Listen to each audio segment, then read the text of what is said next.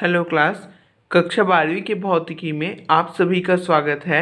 आज हम लोग पढ़ने वाले हैं एक नया अध्याय जिसका नाम है तरंग प्रकाशिकी, वेव ऑप्टिक्स। तो इसमें देखिए, इसमें प्रकाश की प्रकृति के बारे में सबसे पहले बताया गया है। तो हम आपको और संपर्क क्लास में इसके बारे में बता ही दिए हैं कि प्रकाश की जो प्रकृति होती है वह समय प्रति समय क्या है, अलग अलग वैज्ञानिकों के मध्य क्या है, जो डिबेट का जो सवाल बना हुआ था, मतलब चर्चा का विषय बना हुआ था। तो देखते हैं वह किस प्रकार से उसका विकास क्रम है। तो प्रकाश की प्रकृति को लेकर सबसे पहले 17वीं शताब्दी में प्रकाश डाला गया हमारे न्यूटन महोदय और हाइगन महोदय के द्वारा।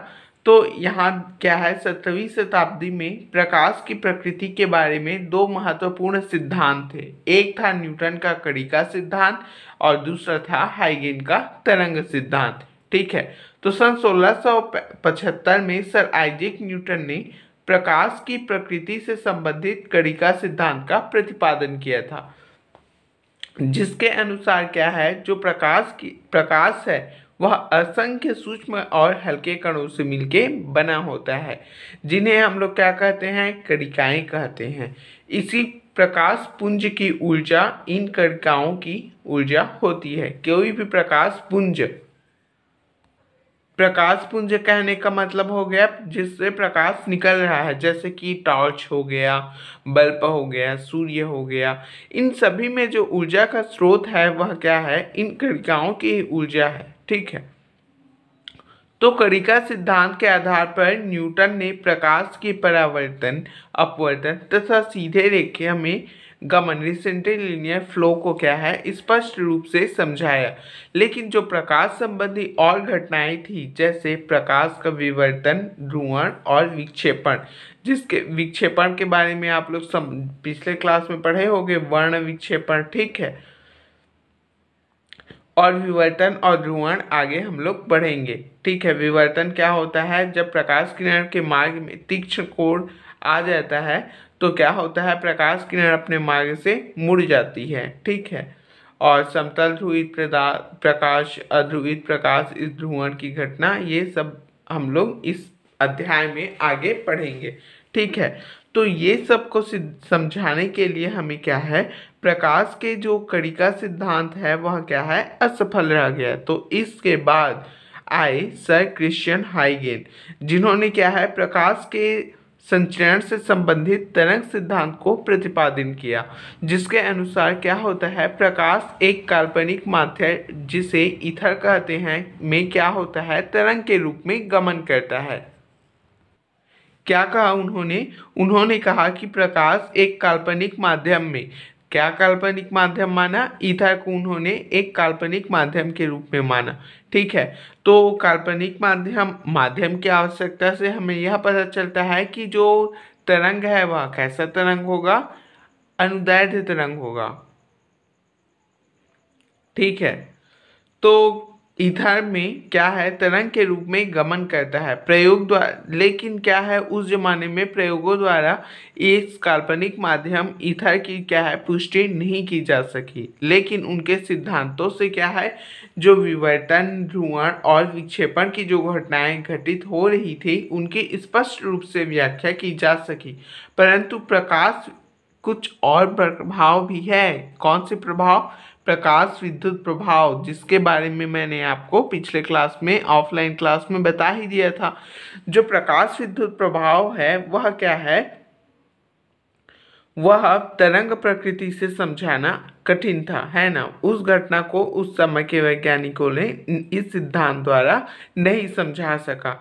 ठीक है। फिर जो 1865 में एक और महोदय मैक्सवेल नामक वैज्ञानिक ने विद्युत चुंबकीय दोलनों द्वारा प्रकाश के संचरण को समझाया। ठीक है। जिसके बारे में हमने पिछले क्लास में पढ़ा है। इन्होंने बताया कि जो मैक्सवेल ने बताया कि जो विद्युत चुंबकीय तरंगों के रूप में दोलन करती है, कौन करती है जी, प्रकाश। तो विद्युत चुंबकीय तरंग क्या है, पिछले क्लास में हमने बताया था वे तरंगे जो विद्युत क्षेत्र और चुंबकीय क्षेत्र के ज्यावक्रीय दोलनों से बने होते हैं विद्युत चुंबकीय तरंगे कहलाते हैं। ठीक है, तो उन्होंने बताया कि प्रकाश एक प्रकार का विद्युत चुंबकीय तरंग है।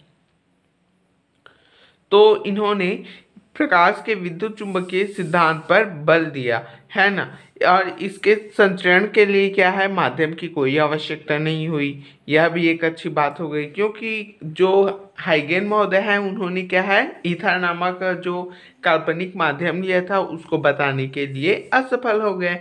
तो इस जो तर्क से क्या है, काल्पनिक माध्यम जो ईथर की कल्पना थी वह क्या हो गई, निरर्थक हो गई।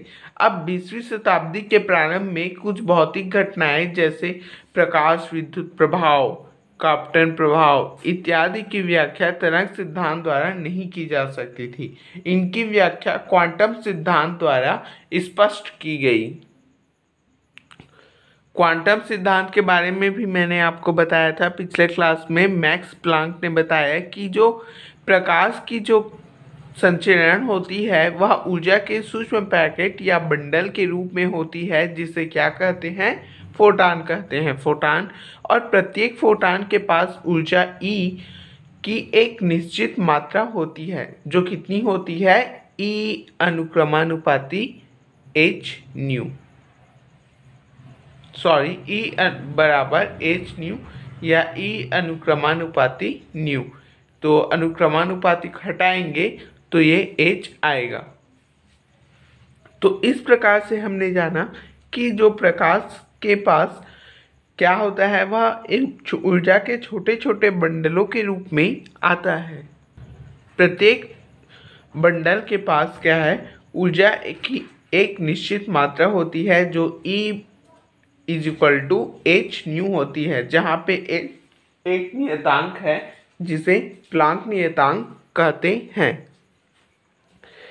लेकिन क्या है, इस सिद्धांत को हमने और आगे मॉडिफाइड किया है कणिका। इसी सिद्धांत से क्या है, आइंस्टीन नामक वैज्ञानिक ने क्या है, अपने कणिका सिद्धांत को प्रतिपादित किया है। ठीक है, तो अंततः डी ब्रॉगली ने प्रकाश की द्वैती प्रकृति को बताया। डी ब्रॉगली ने क्या है, द्वैती प्रकृति पर बल दिया। उन्होंने बताया कि जिस प्रकार पदार्थ की द्वैती प्रकृति होती है ना, क्या है, प्रकाश कभी कण के समान व्यवहार करता है तो कभी तरंग के समान व्यवहार करता है। जैसे प्रकाश विद्युत प्रभाव, कॉप्टन प्रभाव आदि में प्रकाश की जो प्रकृति होती है वह कण प्रकृति की होती है, जबकि परावर्तन, व्यतिकरण, विवर्तन इत्यादि घटना में क्या है, प्रकाश की तरंग प्रकृति की पुष्टि होती है। अर्थात प्रकाश की कण प्रकृति एवं तरंग प्रकृति एक ही सिक्के के दो पहलू हैं, जिनका स्वतंत्र अस्तित्व होता है, लेकिन वे एक दूसरे से अलग नहीं किए जा सकते। इस प्रकार यहाँ पर आकर क्या है, इस घटना का अंत हुआ है और इसमें आगे भी संशोधन होता रहेगा जैसे जैसे समय बीतते जाएंगे। ठीक है, तो इस प्रकार हमने प्रकाश के द्वैती प्रकृति के बारे में जाना। तो अब इसी का थोड़ा और ब्रीफ में हम लोग इंट्रोडक्शन ले लेते हैं। तो हाइगेन का तरंग सिद्धांत देखते हैं।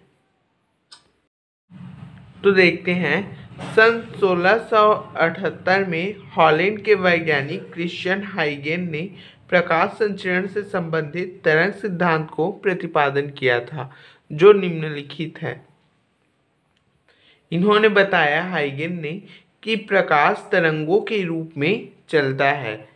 दूसरा बताया, ये तरंगे सभी दिशाओं में काल्पनिक अत्यधिक वेग से, जिसका मान है 3 × 10⁸ मीटर प्रति सेकेंड से चलती है, तथा जब ये किसी वस्तु से परावर्तित होकर हमारी आंखों तक पहुंचती है तो हमें वस्तु की उपस्थिति का आभास होता है। तीसरा बताया संपूर्ण माध्यम में एक काल्पनिक माध्यम ईथर व्याप्त है, इस माध्यम में से होकर प्रकाश तरंगे चलती है। और चौथा, ईथर भारहीन तथा समांगी होता है, इसका घनत्व बहुत ही कम तथा प्रत्यास्थता बहुत अधिक होता है। ठीक, तो इस प्रकार से हाइगेन का जो विचार है वह आपके सामने है। ठीक है, हाइगेन का इसे सिद्धांत कहते हैं, प्रकाश संबंधी सिद्धांत। चूंकि आगे चलकर यह क्या हो गया, फेल हो गया, तरंग सिद्धांत फेल नहीं हुआ कह सकते, मतलब हमने द्वैती प्रकृति को अपना ली, प्रकाश संबंधी द्वैती प्रकृति को अपनाई। और देखिए उन्होंने और क्या बताया, उन्होंने बताया कि जो विभिन्न रंगों का हमें आभास होता है, बिल्कुल सही, हमें प्रकाश क्या है हमें पता है 7 रंगों से मिलके बना होता है, तो विभिन्न रंगों का जो आभास होता है वह क्या है, तरंग दैर्ध्य में अंतर के कारण होता है। यदि मैं आपसे पूछूं कि तरंग दैर्ध्य का रेंज कितना होता है, तो होता है 400 नैनोमीटर से करीब करीब 780 नैनोमीटर के बीच में दृश्य प्रकाश का तरंग दैर्ध्य होता है। ठीक है, और क्या है, प्रकाश प्रारंभ में जो प्रकाश तरंग को क्या है अनुदैर्ध्य माना गया था, किंतु बाद में ध्रुवण की घटना को क्या है व्याख्या करने के लिए हमने इसे क्या है अनुप्रस्थ तरंगे मान लिया। अब देखते हैं, तो इस प्रकार से ये था हाइगेन का तरंग सिद्धांत। ठीक है, अब देखते हैं तरंगाग्र होता क्या है। तो प्रकाश के तरंग सिद्धांत के अनुसार प्रकाश स्रोत से निकलकर प्रकाश तरंगे समांगी माध्यम ईथर में चारों ओर फैल जाती है और ईथर के कण कंपन करने लगते हैं। किसी क्षण पर प्रकाश स्रोत से समान दूरी पर स्थित ईथर के जो सभी कण होते हैं वह समान कला में होते हैं। तो इस प्रकार किसी क्षण विशेष पर माध्यम की वह सतह जिस पर स्थित सभी कण समान कला में होते हैं क्या कहलाते हैं, तरंगाग्र कहलाते हैं। किसी क्षण विशेष पर माध्यम की वह सतह जिस पर स्थित सभी कण समान कला में होते हैं तरंगाग्र कहलाते हैं। जैसे जैसे तरंगे आगे बढ़ती जाती है तरंगाग्र भी आगे बढ़ते जाता है। जैसे आप लोग चित्र में देख ही सकते हैं, यहाँ ये पानी का एक बर्तन, पानी से भरा हुआ एक बर्तन है, इसमें हम लोग पत्थर डालें तो ये जो निकलने वाली तरंगा वेव्स है वह क्या कहलाती है, तरंगाग्र कहलाती है। ठीक है, इस क्षण विशेष पर जो इस तरंगाग्र का जो कण होती है वह क्या होती है, सभी कणों की जो कलाएं होती है वह समान होती है। यदि 4 इसका है तो सभी का 4 होगा। ठीक है, तो तरंगाग्र क्या है, कई प्रकार से होते हैं। ठीक है, तो हम लोग देखते हैं तरंगाग्र के प्रकार। तो तरंगाग्र क्या होते हैं, सबसे पहले हम लोग देखते हैं गोलाकार तरंगाग्र के बारे में। ठीक है, तो गोलाकार तरंगाग्र क्या होता है, जब प्रकाश स्रोत बिंदु समान होता है। ठीक है, आप देखिए सूर्य जैसे यहाँ पे दिखाया गया है, सूर्य या बल्ब हो गया। ठीक है, तो जब गोलाकार तरंगाग्र क्या है, जब प्रकाश स्रोत बिंदु समान होता है तो स्रोत से सीमित दूरी पर जो तरंगाग्र बनता है वह क्या कहलाता है, वह गोलाकार तरंगाग्र कहलाता है। ठीक है, जब प्रकाश स्रोत बिंदु समान होता है तो स्रोत से सीमित दूरी पर जो तरंगाग्र बनता है वह गोलाकार तरंगाग्र होता है। चित्र में आप लोग देखिए क्या है, एक बिंदु प्रकाश स्रोत बिंदु समान है जिसके r1 दूरी पर तरंगाग्र a1b1, ठीक है, और r2 दूरी पर तरंगाग्र a2b2 है। ठीक, यह तरंगाग्र गोलाकार तरंगाग्र है जो किरणों के दिशा में, इनकी दिशाएं कैसी हैं, किरणों की दिशाएं के लंबवत है। ये किरण है तो इनकी दिशा कैसी है, इसके लंबवत में है। ठीक है, अब देखते हैं हम लोग वित्तीय तरंगाग्र। ठीक है, ये तरंगाग्र का दूसरा प्रकार है। तो वित्तीय तरंगाग्र क्या होता है, जब प्रकाश स्रोत बिंदु के आकार का होता है तथा तरंग एक समतल में चलती है। ठीक है, तो स्रोत से सीमित दूरी पर, याद रखिए, स्रोत से सीमित दूरी पर और कैसी स्थिति, तरंगाग्र किस में चलता है, समतल पे चलता है। ठीक, जब प्रकाश स्रोत बिंदु के आकार का होता है तथा तरंग एक समतल में चलती है तो स्रोत से सीमित दूरी पर जो तरंगाग्र बनता है उसे वित्तीय तरंगाग्र कहते हैं। अब देखते हैं बेलनाकार तरंगाग्र। तो यदि प्रकाश स्रोत रेखावत हो तो इस स्रोत से सीमित दूरी पर निर्मित तरंगाग्र को बेलनाकार तरंगाग्र कहते हैं। जैसा कि चित्र में देखिए, SS1 एक क्या है, बेलनाकार स्रोत है, रेखावत स्रोत है ना, सॉरी, रेखावत स्रोत है, जिससे क्या है R1 प्रकाश किरणें, R1 R2 ये जो अलग अलग प्रकाश किरणें निकल रही हैं, यह क्या है, प्रकाश किरणें हैं। तो इस दूरी पर क्या है, ये तरंगाग्र A1 है और ये तरंगाग्र A2 है ना, A1 B1 और A2 B2। ये जो तरंगाग्र बनेगा वह कैसा बनेगा, वह बेलनाकार बनेगा, क्योंकि इसमें बेलन के समान ऐसे निकलते हुए प्रकाश कण जो होंगे वो आएंगे कुछ इस प्रकार से। ठीक है, तो ये हो गया बेलनाकार तरंगाग्र। अब है चौथा समतल तरंगाग्र। तो समतल तरंगाग्र में क्या होता है, प्रकाश स्रोत चाहे बिंदुवत हो या चाहे रेखावत हो, उससे असीमित दूरी पर, माने अत्यधिक दूरी पर निर्मित संपूर्ण तरंगाग्र के एक भाग को समतल माना जा सकता है। इस प्रकार प्रकाश स्रोत से असीमित दूरी पर निर्मित तरंगाग्र को समतल तरंगाग्र कहते हैं।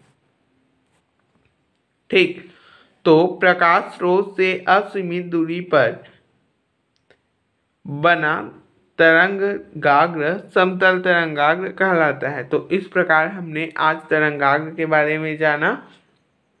तरंगाग्र चार प्रकार के होते हैं, गोलाकार तरंगाग्र, वित्तीय तरंगाग्र, बेलनाकार तरंगाग्र और समतल तरंगाग्र। ठीक है, तो इस प्रकार हमने जाना। आज के लिए बस इतना ही, धन्यवाद।